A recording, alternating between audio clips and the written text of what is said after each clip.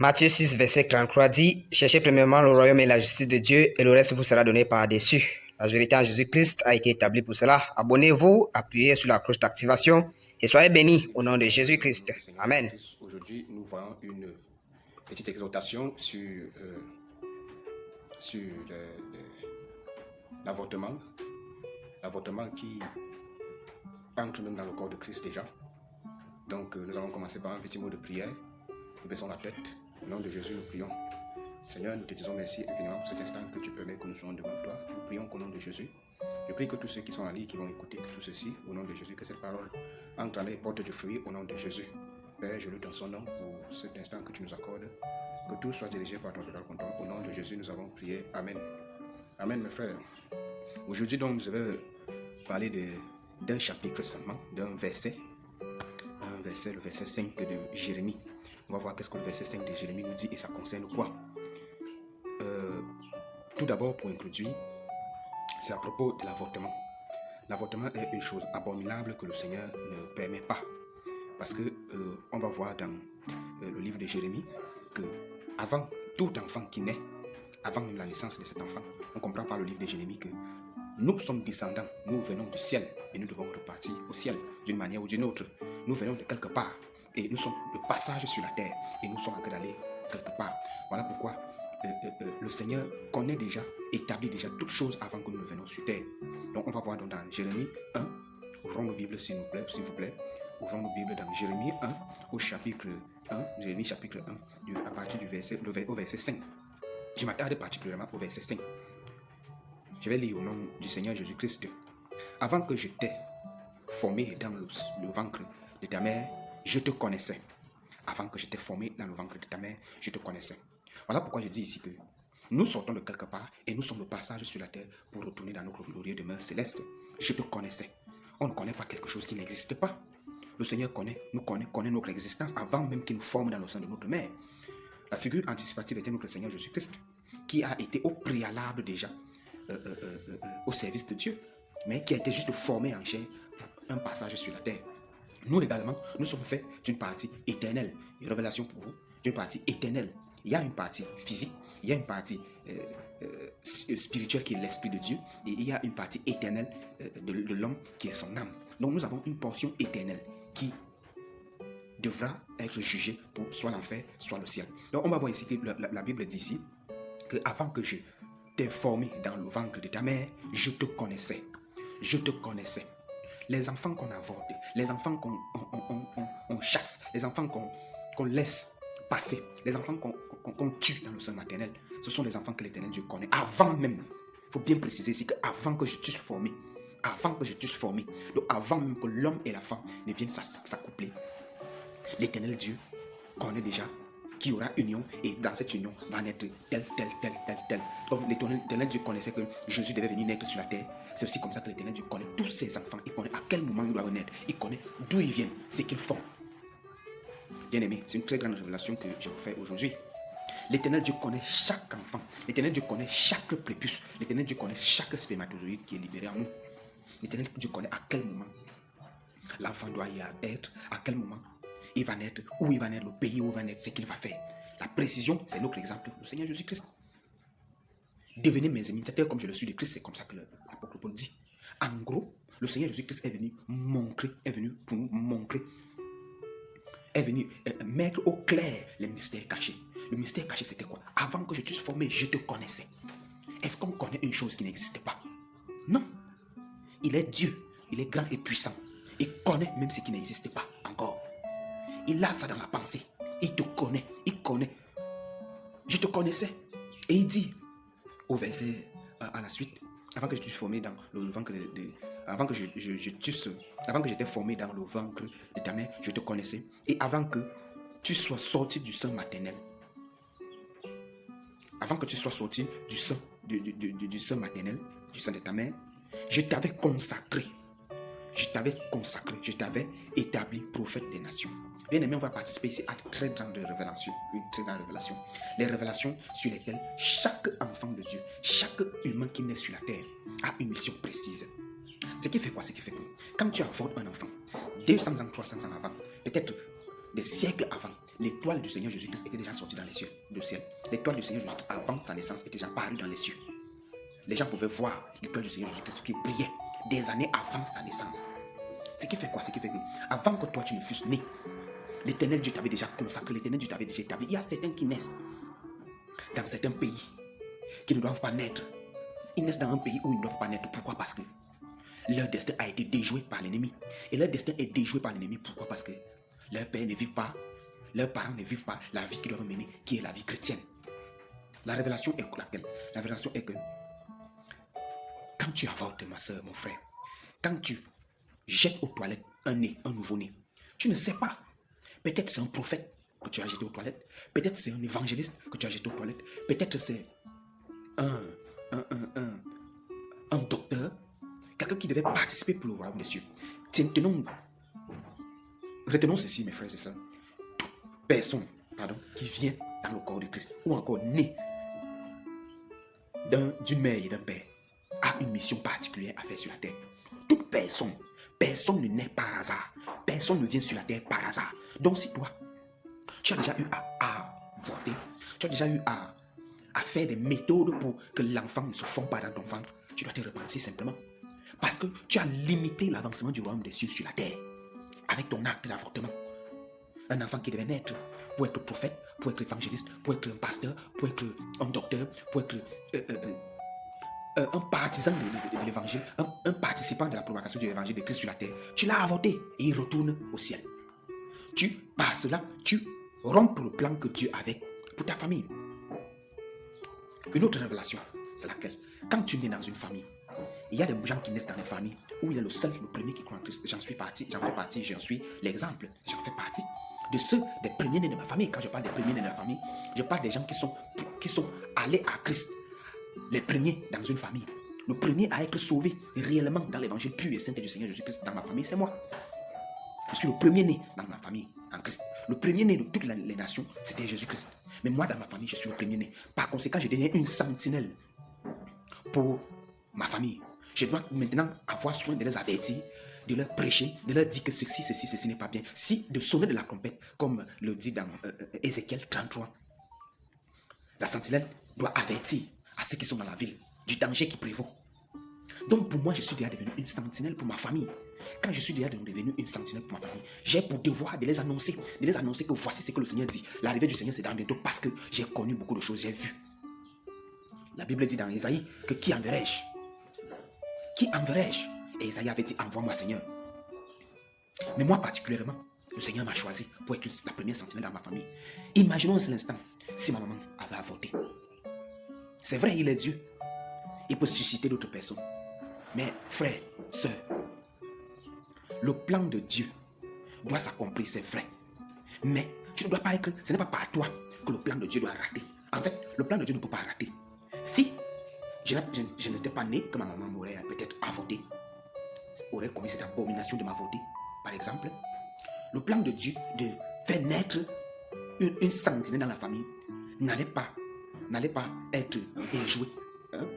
Ça allait être déjoué d'une part, mais d'une autre part, il allait susciter une autre personne. Mais la Bible dit que le péché y arrivera, mais maudit est par qui ce péché entrera. Donc, si c'est par toi que le plan de Dieu est dévoué, est déjoué, tu seras maudit toute ta vie. Tu peux être maudit toute ta vie. Voilà pourquoi on relit encore dans Jérémie. Qu'est-ce que Jérémie dit ici? La Bible dit dans Jérémie, et c'est le Seigneur qui parle. La parole de l'Éternel, on commence au verset 4, la parole de l'Éternel me fut adressée en ces mots. Verset 5, avant que je t'ai formé dans le ventre de ta mère, je te connaissais. Je connaissais ta mission, je connaissais ton ministère, je connaissais combien d'enfants tu devais avoir, je connaissais l'épouse pour toi, je connaissais que tu devais être brave dans les épreuves, je connaissais que tu allais être une sentinelle pour ta famille, je connaissais que tu allais avoir beaucoup d'épreuves, je connaissais que tes frères allaient t'abandonner pendant que tu allais croire, je connaissais que ta marche à Christ devait être difficile, je connaissais que l'Éternel connaissait tout. L'Éternel connaissait tout avant ma naissance, l'Éternel connaissait tout avant ta naissance, l'Éternel connaissait tout avant toutes nos naissances. Bien-aimé, quand tu avortes, tu participes à l'abomination de déjouer le plan de Dieu. Et la Bible dit, c'est plus bien de tomber dans le jugement des hommes. Ah, c'est mieux. Mais si tu tombes dans le jugement de Dieu, mon frère, ma soeur, C'est terrible pour toi. Parce que qui va te défendre du jugement céleste? Qui va te défendre du jugement de Dieu? Si Dieu qui a créé l'univers te tourne au dos, qui pourra te délivrer? Mon frère, ma soeur, si tu es parmi ces gens qui ont commis cette abomination d'avorter, de jeter les enfants dans les toilettes, de jeter les enfants dans les poubelles, repens-toi et reviens au Seigneur. Selon ce que la parole dit dans Jérémie, je te connaissais. L'Éternel connaissait les enfants, le nombre d'enfants que tu as jetés dans les toilettes. L'Éternel les connaissait, l'Éternel les avait établis. L'Éternel connaissait qui devait être les sentinelles, les prophètes, les prophétesses, les docteurs. Il connaissait tout ça. Je te connaissais. Et même pour toi qui ne parviens pas à accoucher, l'Éternel connaissait que tu allais passer par ça. L'Éternel te connaissait. Il dit, et avant que tu sois sorti de son sein, je t'avais consacré. Amen. Je t'avais consacré avant que tu sois sorti de son sein, du sein de qui? De ta mère. Je t'avais consacré. Bien-aimés, souvenons-nous que quand Jésus-Christ s'était approché de Marie, ce qui s'était passé dans le ventre de Jean-Baptiste, je ne suis pas là pour aujourd'hui, ça c'est un autre enseignement. Je t'avais consacré. Je t'avais consacré. Beaucoup d'enfants sont nés par prophétie. Et nous tous, nous naissons par prophétie. Voilà ce qu'il dit à Jérémie. Il dit à Jérémie, je t'avais consacré. Frère, sœur, enfant de Dieu, béni de Dieu. Ne faisons pas l'erreur de tomber dans le jugement, entre le jugement de Dieu, sur la colère de Dieu. Ne faisons pas cette erreur. Qui va nous délivrer de la colère de Dieu si nous commettons l'erreur de tomber sur sa colère? Le péché y entrera, mais maudit par qui ce péché va entrer dans le corps de Christ? Oui. Si ma mère aurait avorté, une sentinelle que je suis pour ma famille, c'est vrai, Dieu aurait suscité quelqu'un d'autre, mais ma mère serait maudite. Parce que la Bible le dit. Le péché y entrera, je vais le répéter, mais maudit par quiconque ce péché va entrer. Maudit par quiconque ce péché va entrer. Qui peut se permettre de déjouer les plans de Dieu? Mon frère, ma soeur, repens-toi, repentons-nous, nous tous ceux qui ont commis ce genre d'abomination, de l'avortement, avorter les enfants. L'enfant est né, tu peux pas jeter aux toilettes. J'ai pris juste Jérémie. Il y a beaucoup d'autres passages dans la Bible que je peux prendre comme illustration. Mais Jérémie dit tout. Avant que je t'eusse formé, je te connaissais. Je connaissais que toi, femme, tu allais être stérile pour un temps. Parce qu'il dit encore de l'autre côté que il n'y en aura pas, il n'existera pas de femmes stériles dans Sion. Donc, tôt ou tard, l'Éternel sait que tu seras stérile pour un temps, mais après tu vas accoucher. Si tu persévères en Christ, si tu n'abandonnes pas la foi. Il connaissait que tu allais souffrir pour avoir le travail, mais que si tu persévérais, tu allais avoir ce travail. Il connaissait que tu allais être vendu, tes frères devaient t'abandonner comme on a vendu Joseph. Il connaissait que tu allais faire les cellules, les prisons, les années de prison. Mais après ça, tu vas sortir, tu devrais sortir plein de gloire. Il connaissait plein de choses. Il connaissait plein de choses, mon frère. Il connaissait plein de choses. Il dit à la suite, je t'avais consacré, je t'avais établi prophète des nations. Bien-aimé, chacun d'entre nous a un ministère. Quand je parle de ministère, je ne parle pas. Ce verset, en principe, il y a les faux pasteurs qui tordent ce verset pour justifier leurs fausses prophéties. Certains qui font dans les fausses prophéties la magie et autres. Il dit, je t'avais établi prophète des nations. Ce n'est pas forcément dit que ce verset s'adresse à tout le monde qui est né enfant de Dieu. Comprenons la révélation ici. Ici, particulièrement, ça s'adressait à Jérémie. Mais à chacun d'entre nous, ça s'adresse aussi particulièrement dans le domaine dans lequel il exerce. Je t'avais établi prophète des nations. La Bible ne dit-elle pas que là où la peine de tes pieds foule, c'est Dieu pour te donner pour possession? Tu es établi sentinelle, là où tu te trouves, même si c'est dans un village, pour prêcher l'évangile. Dieu connaissait ça. Ce n'est pas simplement prophète des nations qu'il faut partir à gauche, à droite, devant, derrière, parcourir les nations de gré ou de force. Aller voir même les marabouts obligatoirement parce que tu dois être prophète des nations. Ce n'est pas de ça que la Bible parle ici. La Bible, quand tu entends, je t'avais établi.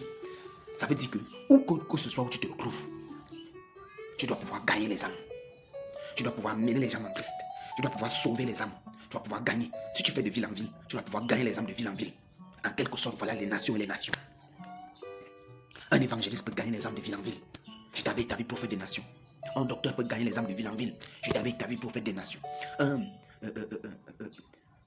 évangéliste, un prophète peut gagner les âmes de ville en ville, de nation en nation, de village en village, pas forcément seulement dans les nations. Bien-aimé, L'avortement n'est pas de Dieu. L'avortement n'est pas de Dieu. Cette révélation de Jérémie nous fait comprendre que l'avortement ne vient pas de Dieu, mais du diable.